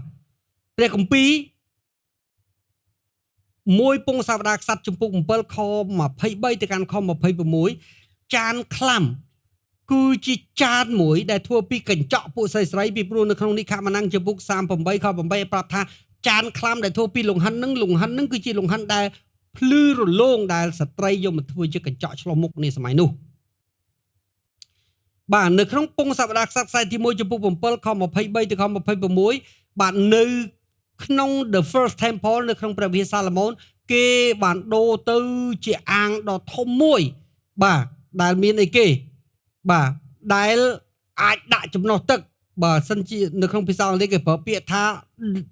បាទ12000 gallon ទឹកបាទខ្ញុំកណនាទៅគឺ46000 លីត្របាទថ្លាងមួយនឹងដាក់ទឹកបាន46000 លីត្របាទបានជាដោយព្រោះទឹកវាច្រើនពេកបានជាគេហៅថាសមុទ្រ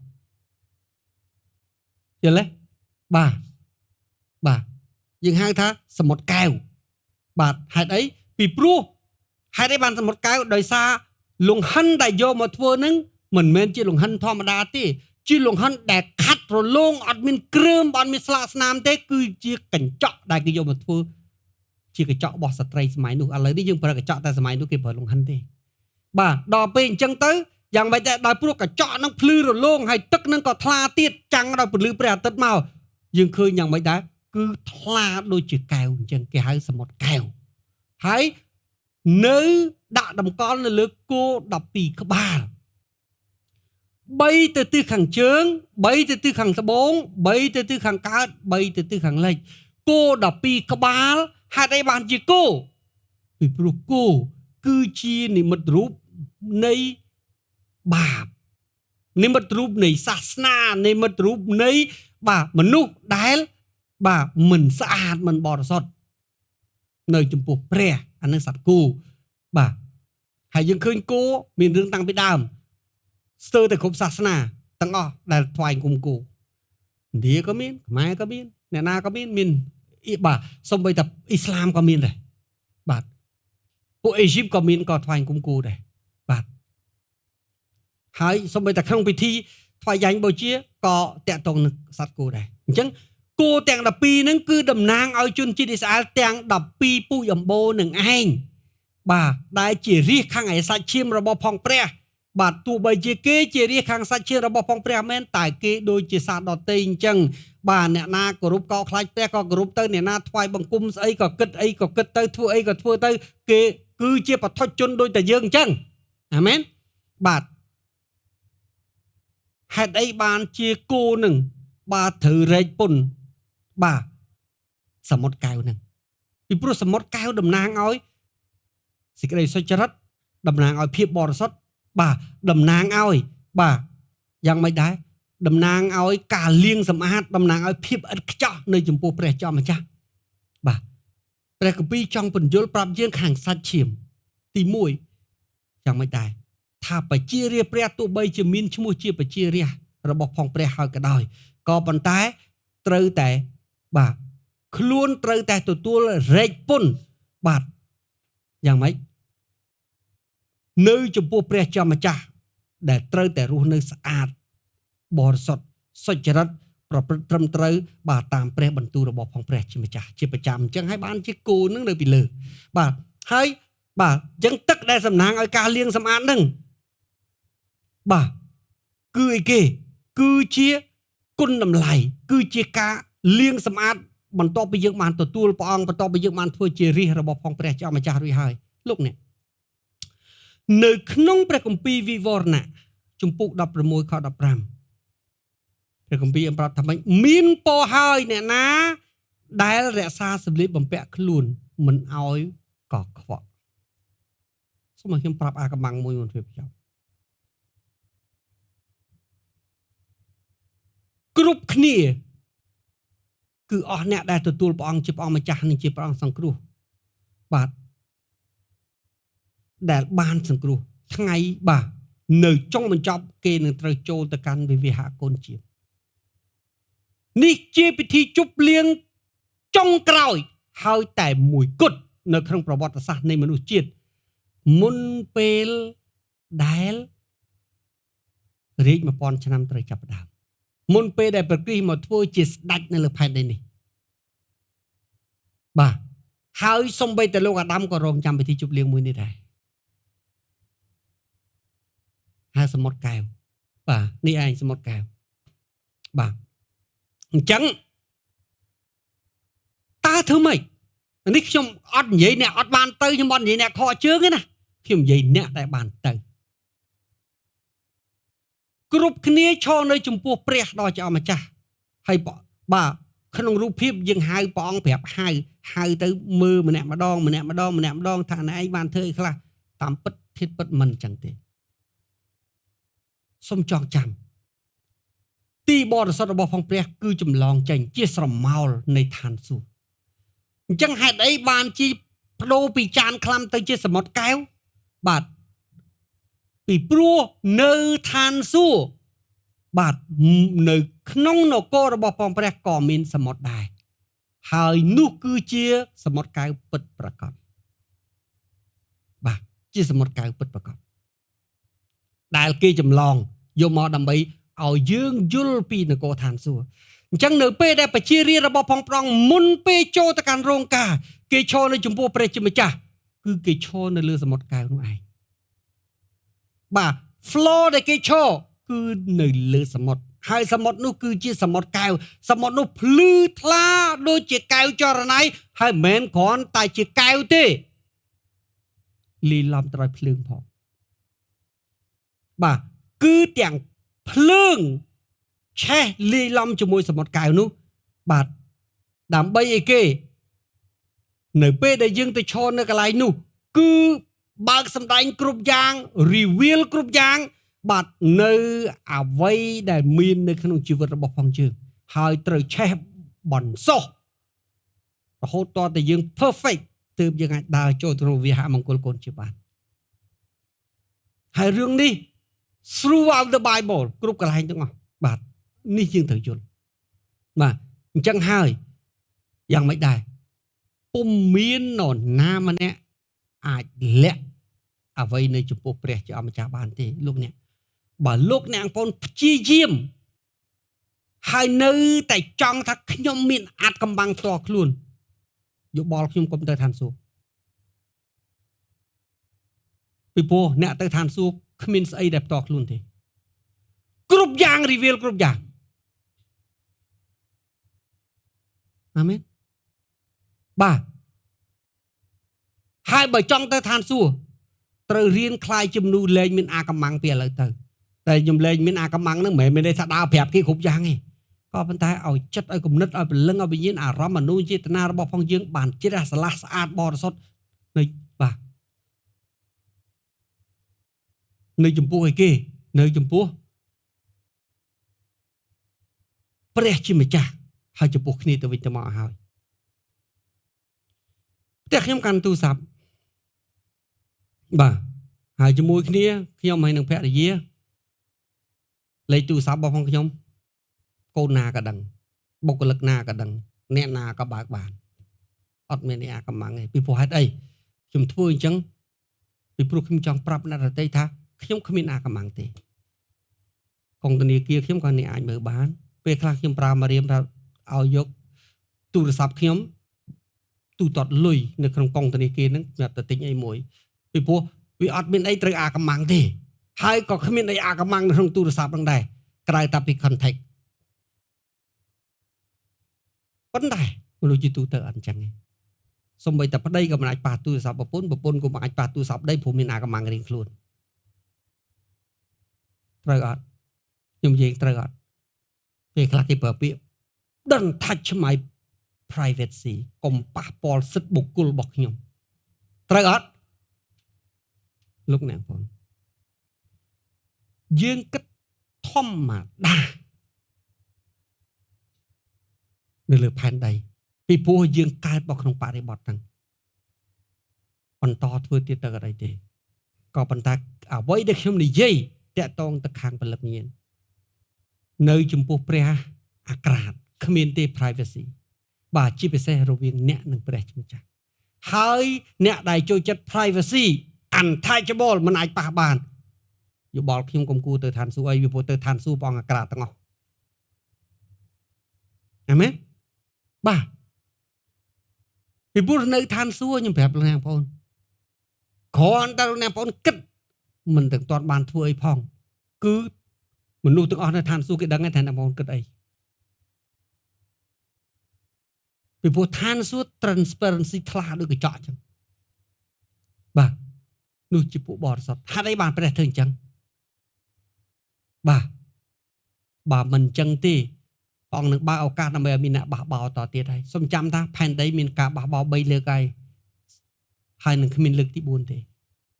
អាមែនការបះបោរលើកទី1មុនលោកបាត់ចំពុក1ខ1ការបះបោរលើកទី2គឺនៅសួនអេដែនការបះបោរលើកទី3ពួក watcher 200នាក់បាទហើយនឹងអត់មានការបះបោរលើកទី4ទេហើយលើកទី4នេះគឺខ្ញុំនិងលោកអ្នកបងប្អូននេះឯងបាទដើម្បីជៀសវាងការបះបោរលើកទី4គ្រប់គ្នាទាំងអស់គឺត្រូវតែដាក់ transparency បាទអូខេគឺបងប្អូនណាបាទបងប្អូនណាសប្បាយចិត្តថាបាទអូខ្ញុំចូលចិត្តរូបភាពបែបហ្នឹងអាចទៅឋានសួគ៌បាន available to heaven តែបងប្អូនណាដែលគិតថាអូខ្ញុំចេះឬក៏ខ្ញុំចោះរៀនកែប្រែផ្លាស់ប្ដូរឲ្យជំរះពីចំអាសពីឥឡូវទៅពីព្រោះអីពីព្រោះបើមិនអញ្ចឹងទេអ្នកមិនមានគុណភាពអាចទៅឋានសួគ៌បានទេពីព្រោះទៅដល់នោះវាគ្រប់យ៉ាងចាប់តាំងពីពេលគេរឿងនេះបានចាប់ផ្ដើមតាំងពីមុនពេលដើរចូលទៅក្នុងវិវាហមង្គលម្លេះអាមែនលោកអ្នកកូនកន្លោះប្រមាណអ្នកជួយចង់រៀបការតែមិនដឹងថាកូនកំមុំខ្លួនគិតអីអាមែនយើងជាកូនកំមុំរបស់ព្រះយេស៊ូវព្រះអង្គត្រូវតែច្បាស់ជាមួយយើងទាំងចិត្តទាំងកាយបាទអ្នកស្រឡាញ់ខ្ញុំតែមួយស្មោះត្រង់ចំពោះស្វាមីតែមួយបើមិនអញ្ចឹងទេព្រះអង្គយកយើងទៅធ្វើអីអាមែននេះគឺជារឿងសំខាន់ណាស់អញ្ចឹងហើយបានជាព្រះពន្លាសរាប់តានៅសាទេវីប្រាប់ថាម៉េចរំលឹកអ្នកហើយរំលឹកទៀតរំលឹកអ្នកហើយរំលឹកទៀតពីព្រោះអីគេ you are almost midnight បាទអ្នកឈរនៅចំណុចវិនាទីនៃ prophetic time ពាក់កណ្ដាលទៀតហើយចិត្តពាក់កណ្ដាលទៀតហើយបាទហើយ midnight នេះសម្បីតែពួក nuclear bomb ក៏គេកំណត់យក midnight ដែរគឺជាពេលវេលានៃចុងបញ្ចប់ដែលផ្លាស់ប្ដូររវាង dispensation មួយទៅកាន់ dispensation មួយបាទអញ្ចឹងហើយ បាទយល់នៅពេលដែលយើងយល់ដឹងអំពី time clock ទាំងអស់ហ្នឹងរៀនរស់នៅឲ្យកប់ហត្ថេដល់ព្រះប្រហែលជាលោកអ្នកបងប្អូនធ្លាប់ឮខ្ញុំនិយាយម្ដងហើយម្ដងទៀតហេតុអីព្រះពលិស្រាប់តានឹងសាទីពីមិននិយាយរឿងផ្សាយនឹងឡប្រធានបទនៃការផ្សាយនឹងឡនិយាយគ្រប់សម័យកាលគ្រប់ជំនាន់ហើយគ្រប់ទាំងពួកជំនុំគ្រប់ទាំងអ្នកជឿទាំងអស់ហើយទូនាទីរបស់ខ្ញុំព្រះពលិស្រាប់តានឹងសាទីពីមកជួយអ្នកជឿបាទដើម្បីឲ្យគេស្គាល់សិទ្ធិស្គាល់អំណាចយល់ពីរបៀបរស់នៅហើយទៅផ្ទះអាមែនខ្ញុំបានប្រាប់លោកអ្នកបងប្អូនហើយខ្ញុំក៏ជាអ្នកផ្សាយនឹងឡដែរលោកអ្នកបងប្អូនផ្សាយ10នាក់មានម្នាក់ព្រមថ្វាយខ្លួន10នាក់មានម្នាក់មកដល់ព្រះវិហារ10នាក់មានតែម្នាក់ទេជាប់ដូច្នេះលោកអ្នកបងប្អូនអង្គុយនៅទីនេះលោកអ្នកបងប្អូនត្រូវ screen ពីចំណោមមនុស្សពី30ទៅ50នាក់ក្នុងចំណោមអ្នកឮដំណឹងល្អក៏ប៉ុន្តែមិនប្រកាសថាគ្រប់ទាំងអ្នកអង្គុយក្នុងទីនេះមានគុណសម្បត្តិអាចទៅឋានសួគ៌បានទេបើសិនជាព្រះមកឥឡូវនេះនោះជា mission របស់ព្រះពលិស្រាប់តានិងសាទិវីបាទអញ្ចឹងហើយបានយើងពន្យល់មួយផ្សេងទៀតយើងថាអញ្ចឹងបង្រៀនតែអ្នកជឿលោកអ្នកបងប្អូនមើលឃើញអញ្ចឹងក៏ប៉ុន្តែនៅពេលដែលអ្នកជឿម្នាក់មានគុណភាពគេមានគុណតម្លៃអាចនាំអ្នកអត់ជឿដទៃផ្សេងទៀតឲ្យស្គាល់ព្រះជាម្ចាស់បាទអាមែនបើយើងចង់ឈោងចាប់នគរព្រះផ្សាយត្រូវហើយក៏ប៉ុន្តែជាមួយគ្នាត្រូវកសាងកងទ័ពនៃដំណឹងល្អដើម្បីឲ្យគេចេញទៅផ្សាយដំណឹងល្អអាមែន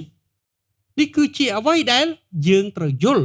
អញ្ចឹងហើយបានជាយើងតែងតែរំលឹកថាម៉េចបើមិនបរិសុទ្ធអត់ជួបព្រះទេលោកអ្នកបងប្អូនចុងក្រោយបើជាមួយខ្ញុំទៅកាន់ហេព្រើរជំពូក12ខ14បាទនេះខកពីយោងច្រើនហ្នឹងមើលខ្ញុំដាក់ឃើញខ្ញុំបិទអាវឡាញទេប៉ុន្តែបាទខ្ញុំអត់អាននេះខ្ញុំគ្រាន់ជាលោកអ្នកបងប្អូនស្ដាប់បាទកុំថាហេតុអីបានខ្ញុំបង្ហាញថាហេតុអីបានគូវាបិទអញ្ចឹងទោះបីលោកអ្នកបងប្អូនកាន់កាពីរងហើយមិនប្រកាសជាបើកលឿនទេលោកអ្នកបងប្អូន will take time ប៉ុន្តែបើខ្ញុំបិទអញ្ចឹងខ្ញុំបើកភ្លាមដល់ភ្លាមបើកភ្លាមដល់ភ្លាមនេះជាអាកម្លាំងរបស់គ្រូណាអូខេបាទឥឡូវយើងបើកមើល Hebrews បាទជំពូក12ខ14ចូលដេញតាមសេចក្តីមេត្រីចំពោះមនុស្សទាំងអស់ហើយឲ្យបានញែកជាបរិសុទ្ធបើអ្នកណាមិនបរិសុទ្ធទេនោះមិនបានឃើញព្រះអម្ចាស់ឡើយហេតុអីពាក្យបរិសុទ្ធតាក់ទងរឿងដេញតាមឲ្យមេត្រីពីព្រោះអ្នកមិនអាចបរិសុទ្ធរស់នៅដោយគោរពស្ដាប់បង្គាប់ព្រះក្នុងពេលដែលអ្នកប្រខំគ្នាទេយល់ទេរឿងភាពបរិសុទ្ធនៅខាងក្នុងរវាងអ្នកចំពោះព្រះវិទ្យាតងនិងទំនាក់ទំនងរវាងអ្នកនិងបងប្អូនអ្នកបងថាបើអ្នកមិនអាចស្រឡាញ់គ្នាដែលមើលឃើញធ្វើមិនអាចស្រឡាញ់ព្រះដែលមើលមិនឃើញកន្លែងនឹងហើយដែលរឿងភ្ជាប់គ្នាដូច្នេះព្រះគម្ពីរហេព្រើរចំពោះ12ខ14នឹងនិងព្រះគម្ពីរយូហានចំពោះ13ដែលតាក់ទងនឹងការលាងបាទតាក់ទងនឹងការបន្ទាបខ្លួនឲ្យលាងជើងវាជារឿងតែមួយទេប្រធានបទព្រះគម្ពីរនៅពេលដែលយើងយល់សែមទេអាមែនអញ្ចឹងហើយបានជាព្រះគម្ពីរនិយាយថាម៉េចចូលដេញតាមសេចក្តីមេត្រីចំពោះអ្នកណាពេលដេញតាមសេចក្តីមេត្រីមានន័យថារស់នៅដោយស្រឡាញ់រស់នៅដោយចោះសម្រងរស់នៅដោយយោគយល់រស់នៅដោយបាទដោយអត់ប្រកាន់គ្នាទៅវិញទៅមកអានឹងសេចក្តីមេត្រីត្រូវអត់បាទដេញតាមសេចក្តីមេត្រីចំពោះមនុស្សទាំងអស់ចោះមនុស្សទាំងអស់ include អ្នកជឿនិងអ្នកអត់ជឿអាមែនបាទហើយបើសិនជាយើងថាខ្ញុំរស់នៅស្អាតបរិសុទ្ធណាស់ចំពោះព្រះក៏ប៉ុន្តែបាទចំពោះបងប្អូនអត់មានត្រូវមកណាសោះបោកហើយអាមែនពីព្រោះអ្វីដែលគេមើលមិនឃើញវា demonstrate នៅក្នុងសហគមន៍ជាក់ស្ដែងត្រូវអត់អានឹងជាការពិតអញ្ចឹងហើយបានជារឿងនេះជារឿងសំខាន់បាទអញ្ចឹងលោកអ្នកបងប្អូនបាទវាអត់ចៃដន្យទេតែលោកអ្នកបងប្អូនលឺមួយសប្តាហ៍ពីព្រោះអីព្រះកំពុងតែសម្រិតសម្រាំងដើម្បីឲ្យអ្នកល្អបរិសុទ្ធហើយគ្រប់លក្ខសម្រាប់ចូលទៅក្នុងវិវាហមង្គលបាទក្នុងនាមជាពួកព្រហ្មចារីបរិសុទ្ធអាមែនបាទដូច្នេះសូមក្រោកឈរឡើងសញ្ជឹងគិតហើយពិចារណាតើ លោកអ្នកបងប្អូនដៃបានស្អាតនៅជើងបានស្អាតនៅសម្លៀកបំពាក់លោកអ្នកបងប្អូនស្អាតហើយឬនៅបាទហើយបើព្រះយាងមកយប់នេះតើបាទហើយលោកអ្នកបងប្អូនត្រូវឈរនៅចំពោះសមុទ្រកែវតើមានអីឲ្យព្រះអង្គបញ្ឆេះបន្សុទ្ធទេបាទឬក៏ស្អាតបរិសុទ្ធហើយបាទនៅពេលដែលលោកអ្នកបងប្អូនកំពុងតែសិញ្ជឹងគិតតែពិចារណា